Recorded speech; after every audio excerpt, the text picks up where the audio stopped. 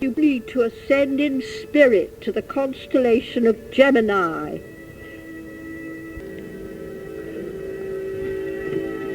We shut our eyes. Now we awaken our eye of vision. We visualize ourselves standing in long grass under trees in the astral psychic level. Before us is a hill, its summit wreathed in mist. Rising above the summit is the temple of the Zodiac. Friends, let us climb this hill. Imagine yourself now in long grass under high trees.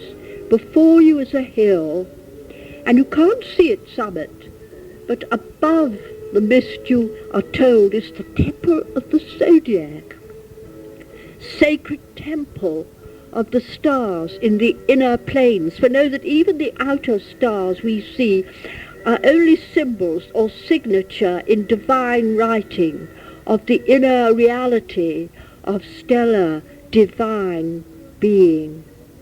Visualize this. So you long to reach the reality of the stars and not just their outward seeming. So you begin climbing the hill.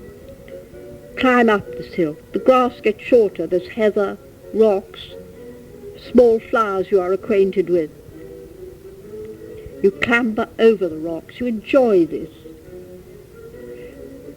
Priest speaks. The temple is now rising above us, surrounded by shining constellations of many colors, and from them emanate divine sound. Every star has its notes of beauty and radiations when you are in the inner planes beyond your earthly bodies.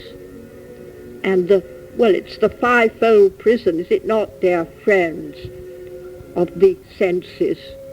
5-barred prison. You're free of it now. Come, companions, we now reach the south gate.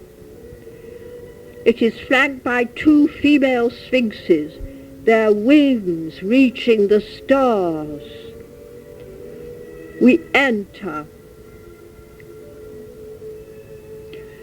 The third priestess speaks. In the center of the temple we see the altar of the everlasting Vestal flame, surrounded by the 4 Kerubim, depicted in ancient Babylon as a bull, lion, eagle, and angel. Visualize this, a sacred flame on an altar with signs of Taurus, Leo, Scorpio, and the New Age, Aquarius. Priestess continues. The temple has 12 windows with stained glass pictures of the signs of the Zodiac.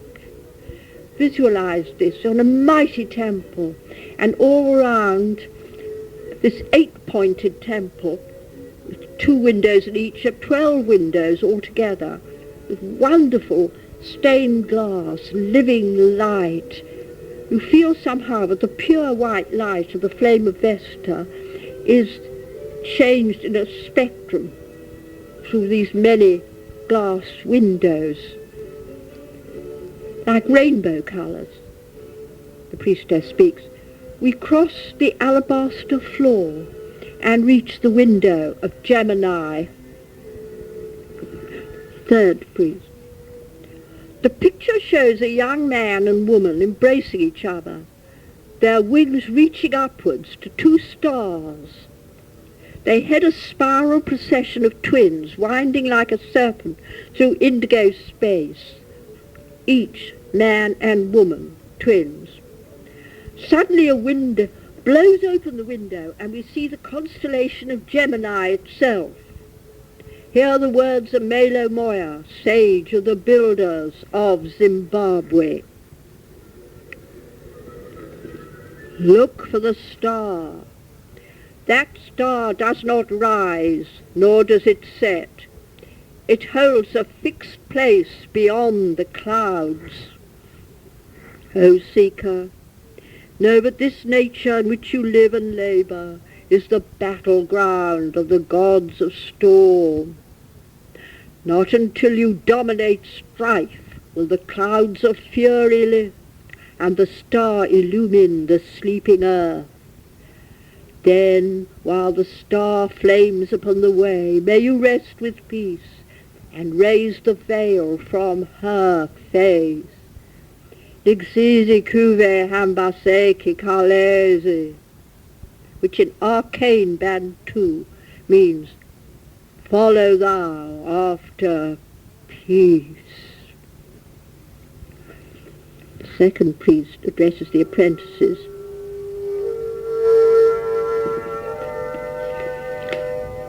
Look upon the orange star Pollux of the Gemini twins.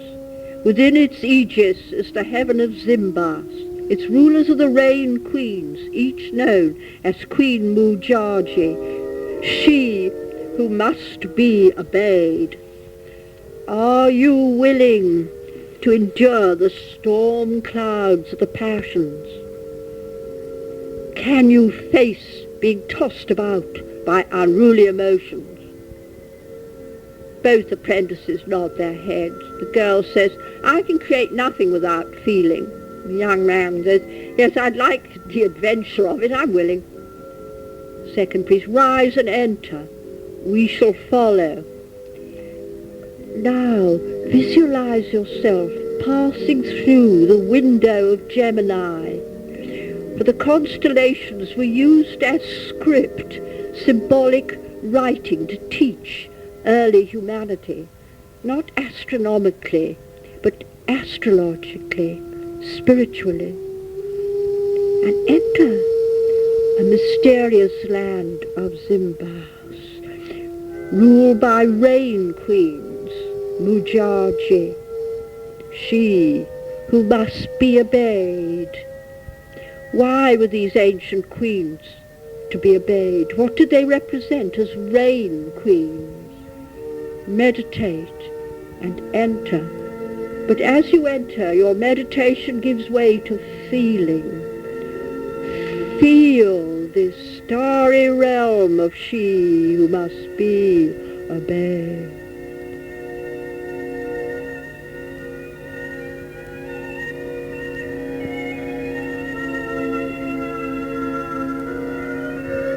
You can do nothing without feelings.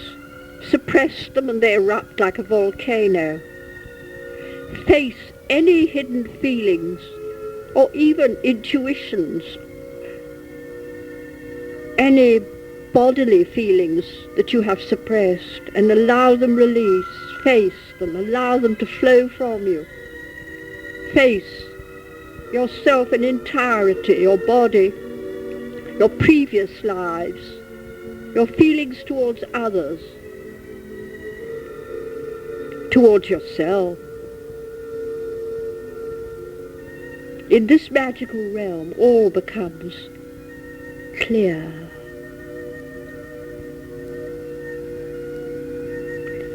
For here is that peace that comes from love.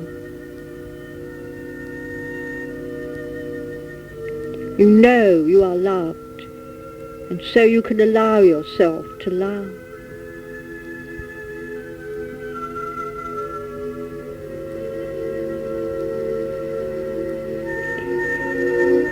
Here is your lover, your other self, heart of your heart.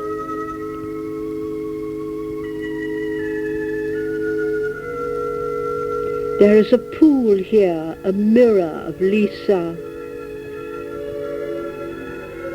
a mirror of the moon. Gaze into it and see the face of your immortal beloved.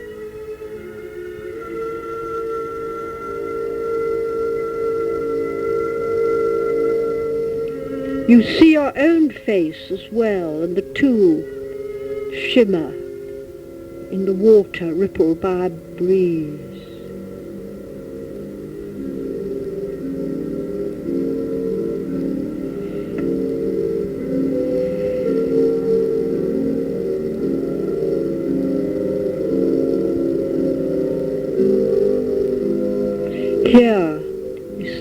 still center within the vortex. Every ring of a spiral has a center connected with all centers. That is the secret. Center yourself and you can control the flow around you. A passion.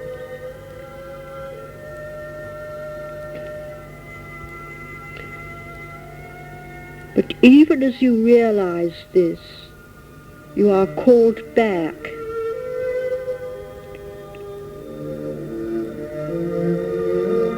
Come.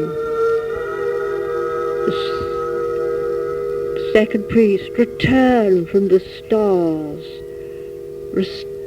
Return from the orange star Pollux. Come back to the temple, outside the temple. Let us come back outside the Gemini window. I'm still a bit dreamy. The second priestess addresses the apprentices. What happened to you both? The boy speaks first. I controlled my emotions by facing them. The worse they were, the more I faced them. And in the end, I began to enjoy it. It made me laugh. I managed. The woman, I felt empathy with others for whom I used to feel disgust. Yet I held my spirit aloof. You're two different sorts of people, said the priestess. But I think you both deserve beads of amber. Take them. Amber of love. Now gaze upon the other star of Gemini. Light years apart, and yet one to our vision, the white star Castor. Within its pure light dwell Mawu and Lisa, first of the 7 twin deities. Hear the words of the Berber sage Melo Moya. I mounted 7 steps of rainbow crystal in the temple, and 3 more of opal, and I knelt and adored the sacred star, and the crystal pavement of the temple became a pool, clear as a perfect mirror, reflecting the midnight sky. And I heard these words, if thou wouldst be perfect, O servant of life, thou must dwell in the light and work in the shadow. Ili tongo kala sinuaya zuze etsu nikad linene. May thou and the united all dwell together in eternity. Ponder upon the wisdom of ancient Africa. Now we face the heaven of the starry calabash. Castor. Priest addresses the apprentices. Are you prepared to enter the heaven of the starry calabash, and in its depths face the light of truth? The boy, it hurts to face the truth, but I cannot live with lies. I'm ready. The girl, I like facing the truth, because when I do that, I find everything else is made easy. But if I hide from it, everything goes wrong. Yes, I will enter. First priest, rise and enter. We shall follow.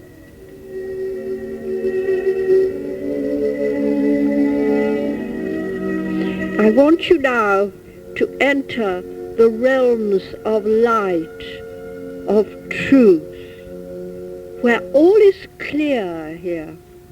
You might say if the other heaven was like that of Renoir, this is like Van Eyck. You can see every single detail in this place. This is a place of pure beauty. The only shadows they are help to delineate outline. Here is clarity. At first the light hurts one's eyes. Then one looks, and one suddenly understands.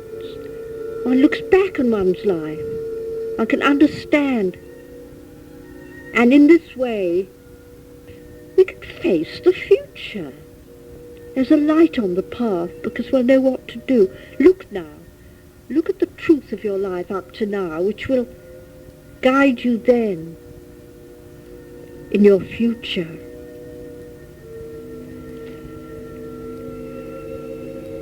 The colours here are so pure, especially the violet colour and blue and silver and pale gold and above all white, place of the eternal flame, giving forth rainbows. Here, the well of truth is enlivened by a fountain that shines and glitters in the sky. Once more you gaze into the pool. But now you still see your own face and that of your twin, but these give way to endless pairs of twins. Christ and Mary, Buddha and Yashodhara, Lakshmi and Vishnu, Radha and Krishna, Mao, Lisa, Isis, Osiris.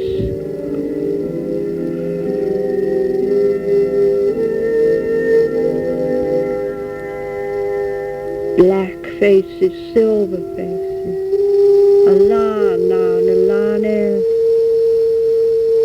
and bird. And you wonder, what is this mystery? The mystery of a body that shows its own shadow. This truth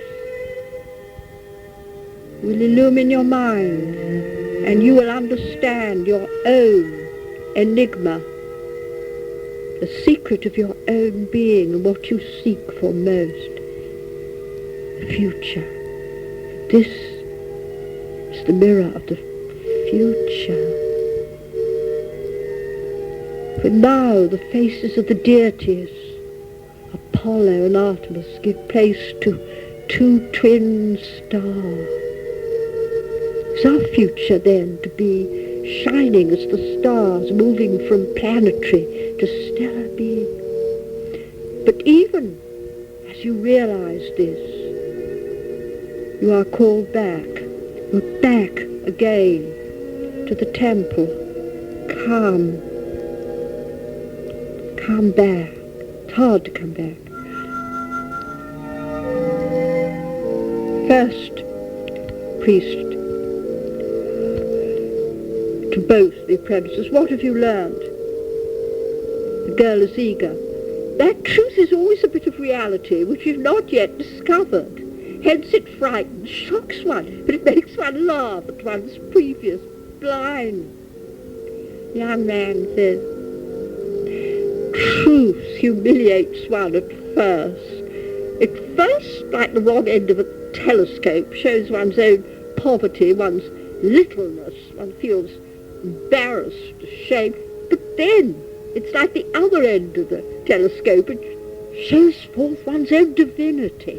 But only by looking at one's littleness does one find one's true greatness, not one's ego. First priestess smiles. For both of you, the veil has lifted a little.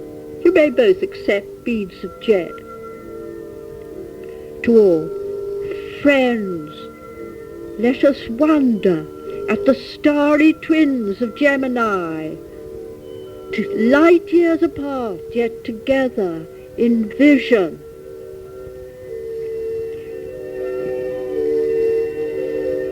The divine forms of the shining twins manifest.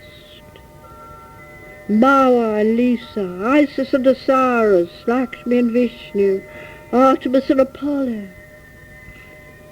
and ourselves and our own true lover. As we gaze at the divine forms, Suddenly we see that they are surrounded by myriads of stars forming the body of the cosmic mother, Nana Buluku, Nukua, the galactic goddess. And we see that this sets forth the universe, the cosmos. To gain love divides itself into pairs that we may love the other and so gain.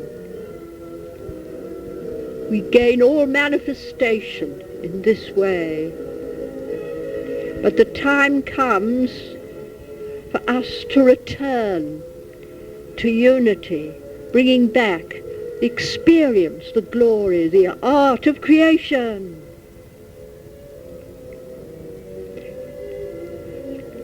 First priestess, the glorious vision fades. The starry Nalabaluku becomes once again the darkness of space, and her divine children, the stars, move away from us. We see once again the little constellation now of Gemini. And as we slowly come back, let us re-enter the temple of the Zodiac.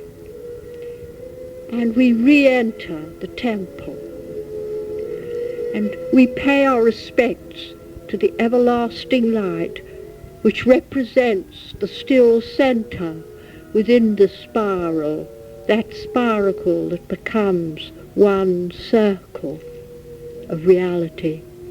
And it extends itself into time and space, that the deities may have the joy and love of creation. For the deities divide in order to love. They dance in order to bring art and creation.